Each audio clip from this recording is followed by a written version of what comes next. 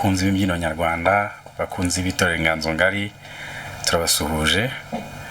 Muri uyu mwanya turi hano twisegura kuba igikorwa cy'ejo kitabashije kuba nkuko twari twagiteguye, ariko tunabizeza ko kuwa gatanu dufite igikorwa, tuzakomeza igikorwa mu buryo bwiza kandi busobanutse.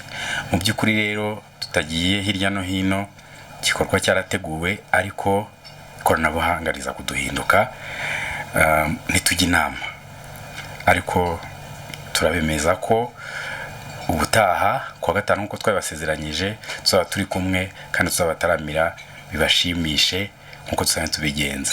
Murakagira Imana. Twese